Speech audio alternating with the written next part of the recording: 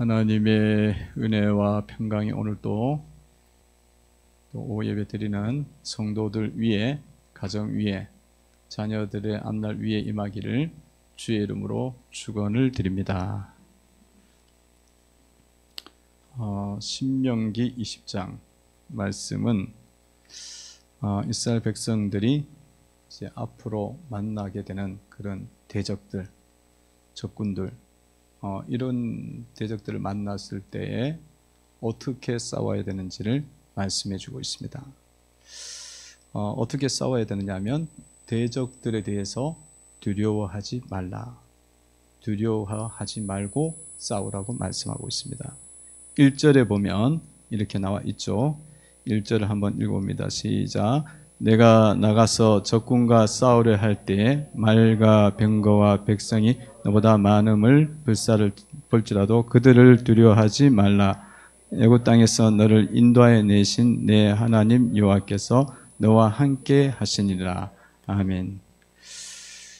그러니까 이 대적들을 볼지라도, 또 말과 병거가 굉장히 많을지라도, 백성이 너보다 더 많을지라도 뭐하라?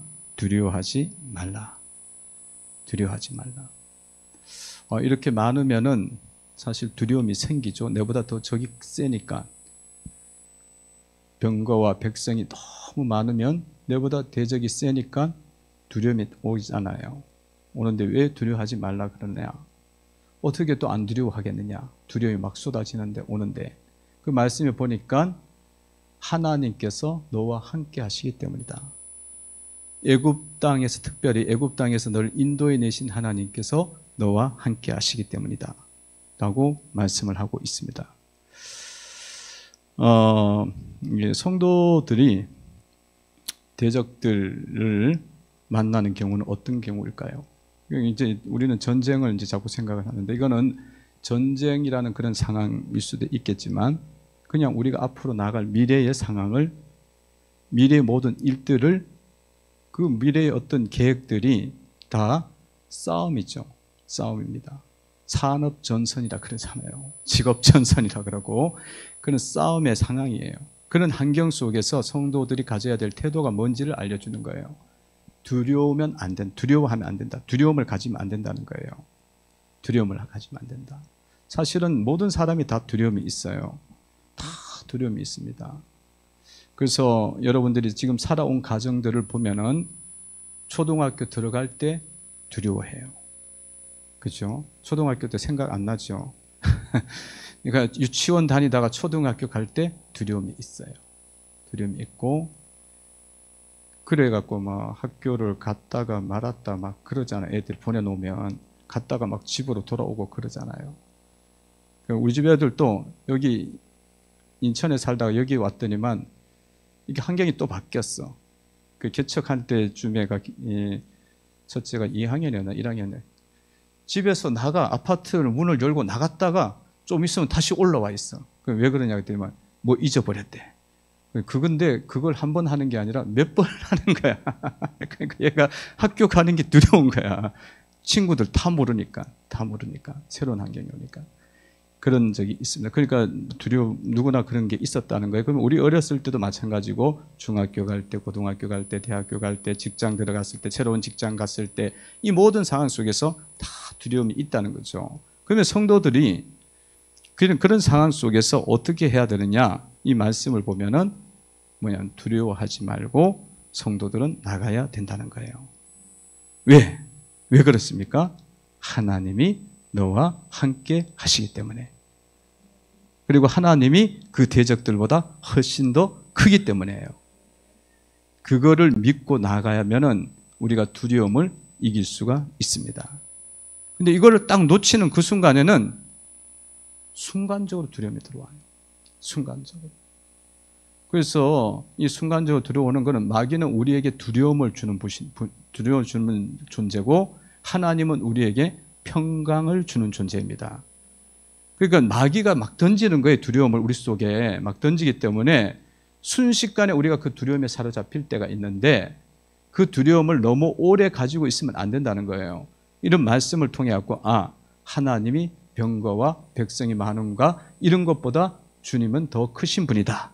그 말씀을 딱 붙잡고 나가시면 그 두려움에 완전히 사로잡혀갖고 살진 않아요. 오히려 이제 더 담대하게 돼서 승리하는 담대함으로 나가는 성도가 됩니다.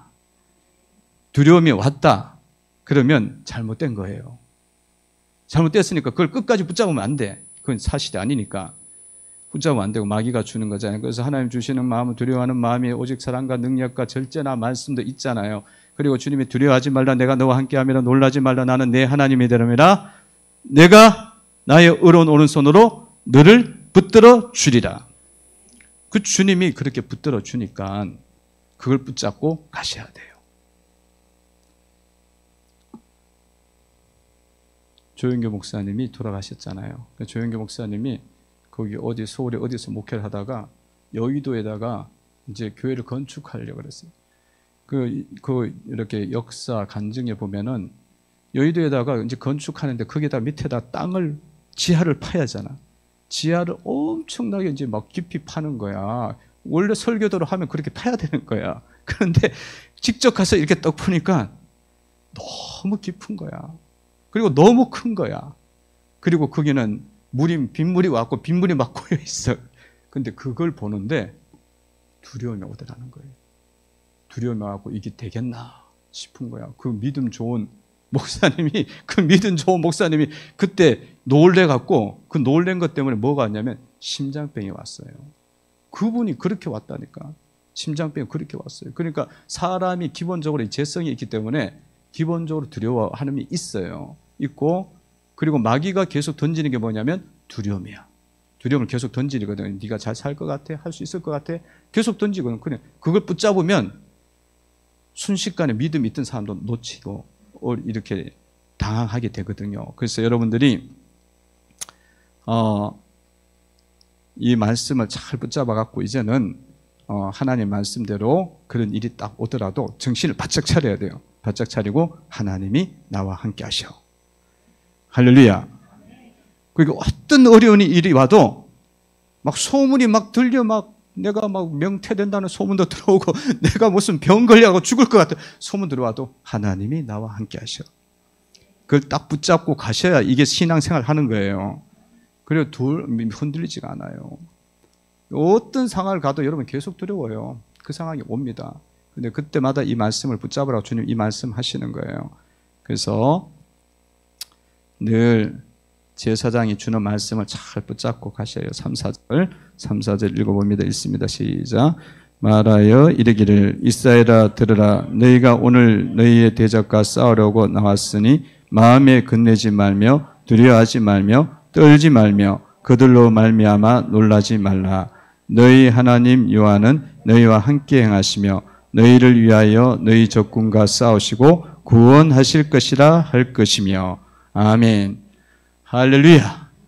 너희와 싸워주시고 적군과 싸워주고 너희 적군과 싸워주시고 구원하여 주실 것이고 보호하여 주신다는 거예요. 그러면 하나님이 싸워주시는데 건져주시는데 아무리 큰 어려움이 있더라도 그걸 딱 붙잡으셔야 돼요. 그걸 딱 붙잡으면 훨씬 더 덜 두려워하고 여러분들이 신앙생활할 때 평안한 가운데 갈 수 있어요. 별 소문이 다 납니다. 두렵게 하는 소문들이 처처에서 들려와요. 처처에서 들려와. 그러면 그거 붙잡으면 안 돼요. 이제 이런 말씀을 잘 붙잡고 가라. 미래에 대해서는 그렇게 가라. 인간적으로 보면은 할 수가 없고 인간적으로 보면은 적들이 너무 세. 병거도 많아. 군대도 많아. 우리가 다 겪어보지만 그런 것들이 앞에 그런 경우도 굉장히 많거든요. 그래 그걸로 두려워해버리면 맨날 두려워해야 돼요. 앞으로 가는 길은 계속 그런 문제가 계속 있거든.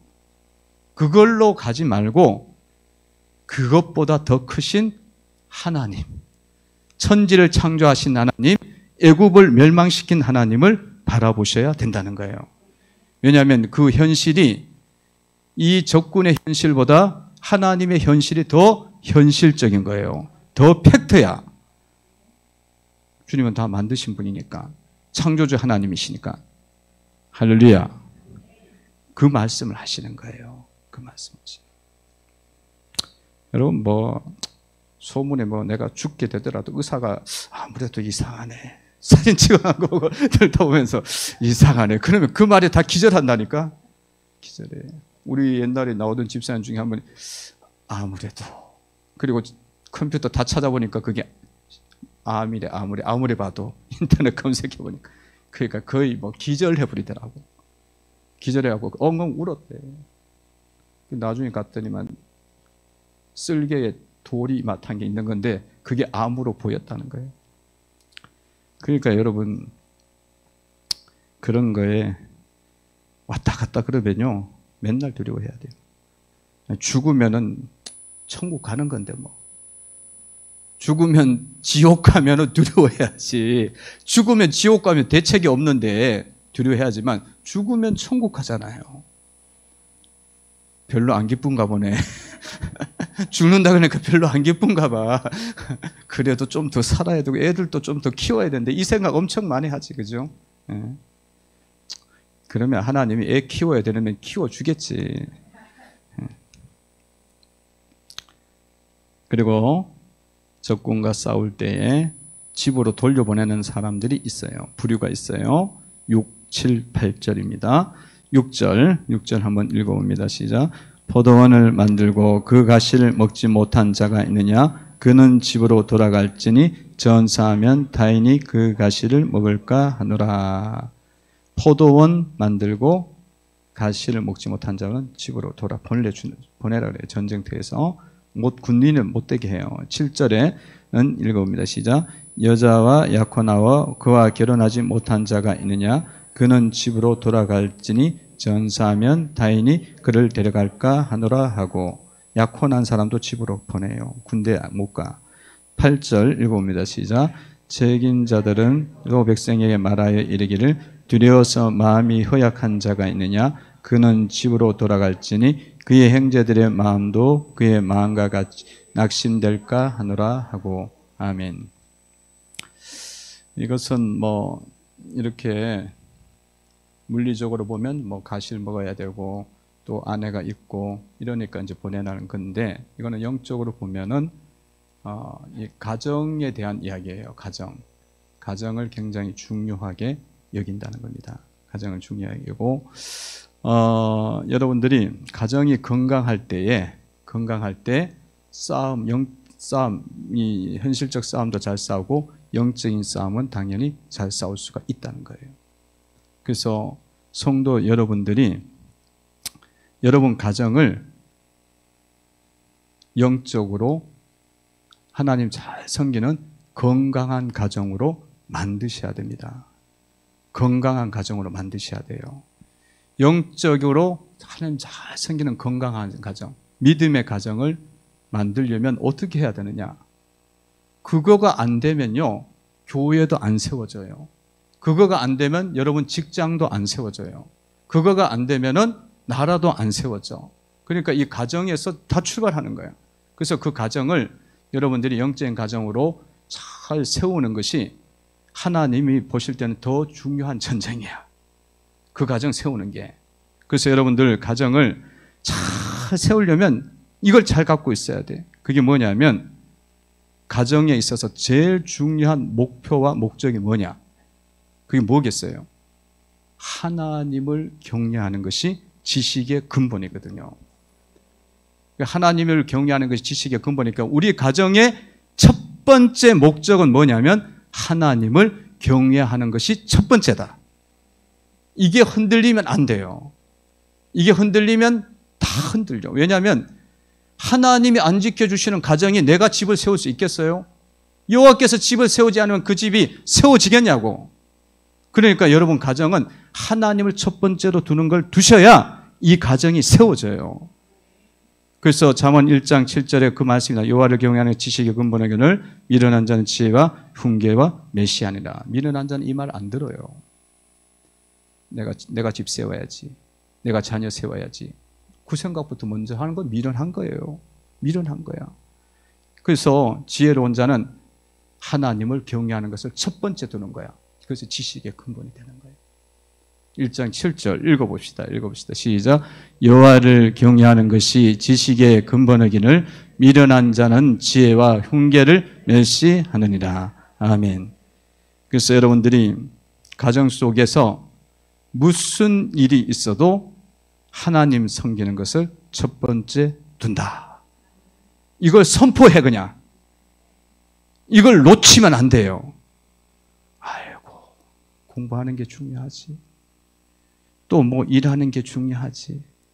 뭐 또 다른 학교 가는 게 중요하지. 직업을 가지는 게 중요하지. 그래갖고 하나님 섬기는 걸 딱 이 우선순위에 놓치잖아요. 안 세워져요. 그 가정 세워지지도 않고 세워지더라도 하나님이 쓰실 수가 없다. 하나님 앞에 드릴 수 없는 가정이라니까요.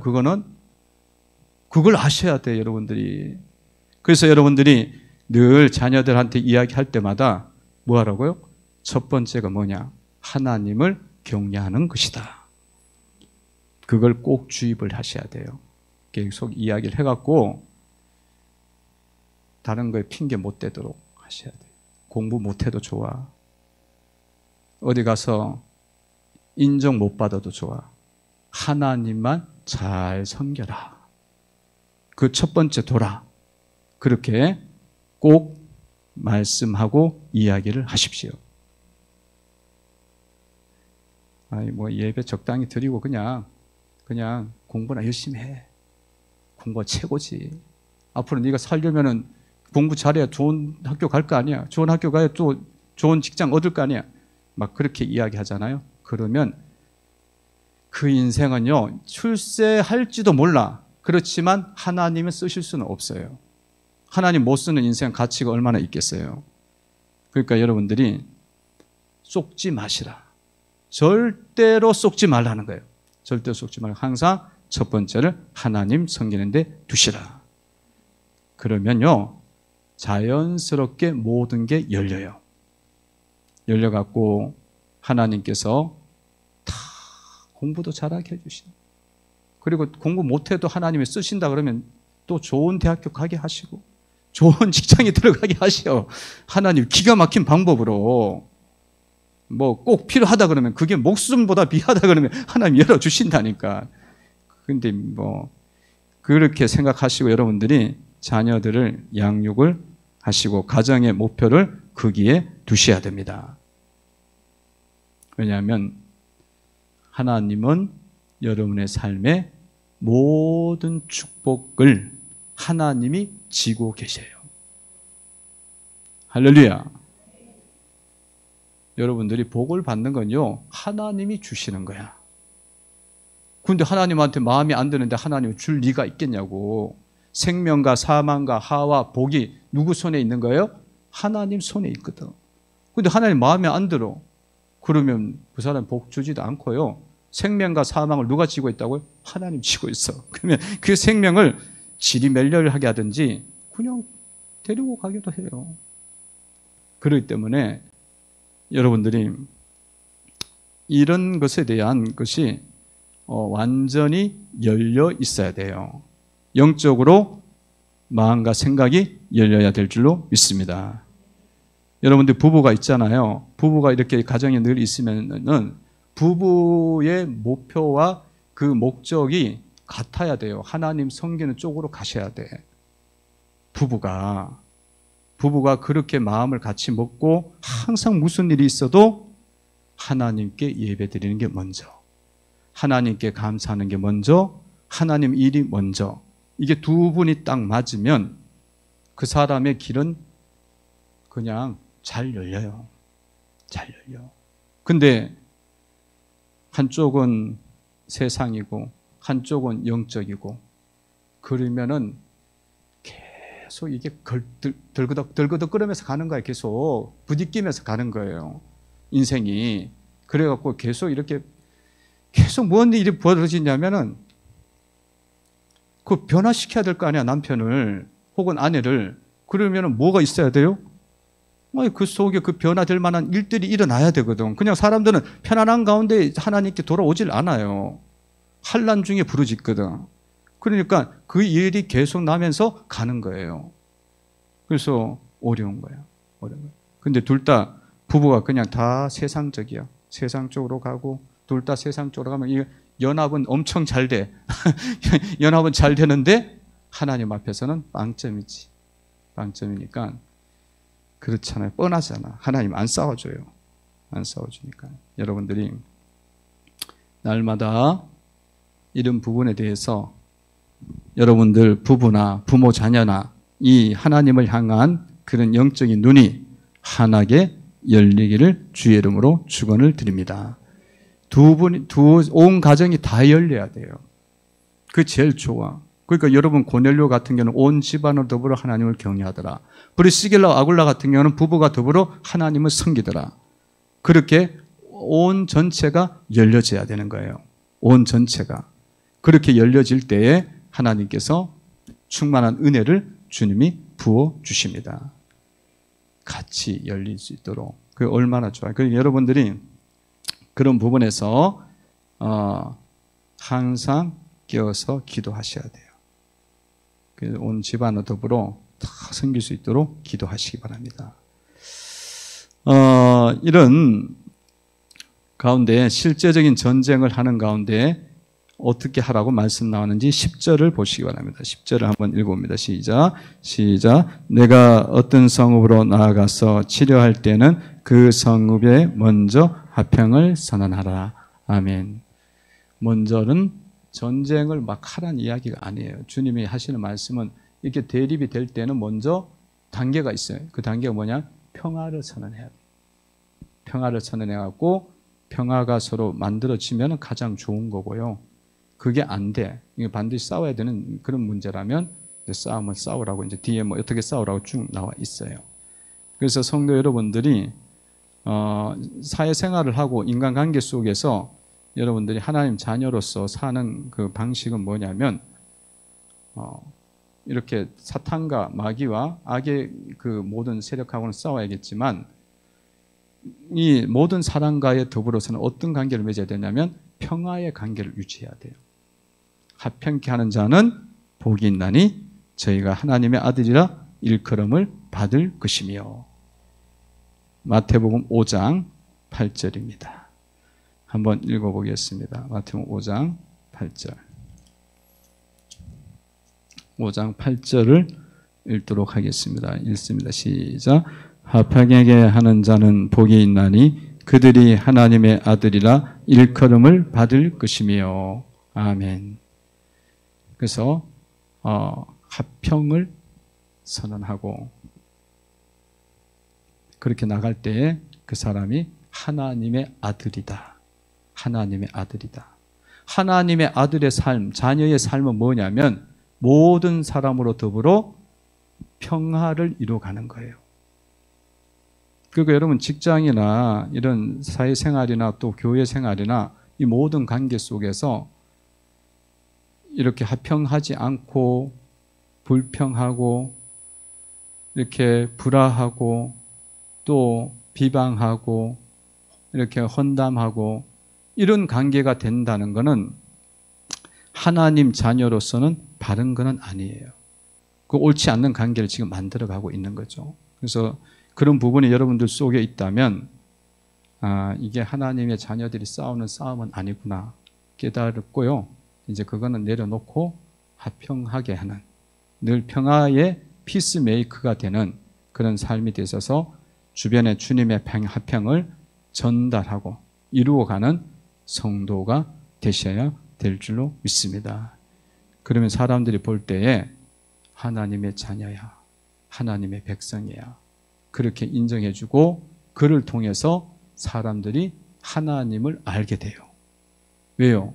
하나님의 아들을 봤으니까 하나님 아버지를 보는 거예요. 그 사람을 보면서 하나님이 저 사람 속에 있네. 보이는 거예요. 보이는 거예요. 하나님의 자녀구나. 그럼 하나님 보이지 아버지가 보이는 거죠. 그렇게 여러분들이 사시면 뭐가 되냐? 전도가 돼요. 복음이 전해집니다. 복음이 전해져요. 그런 삶을 살아가기를 주의 이름으로 축원을 드립니다.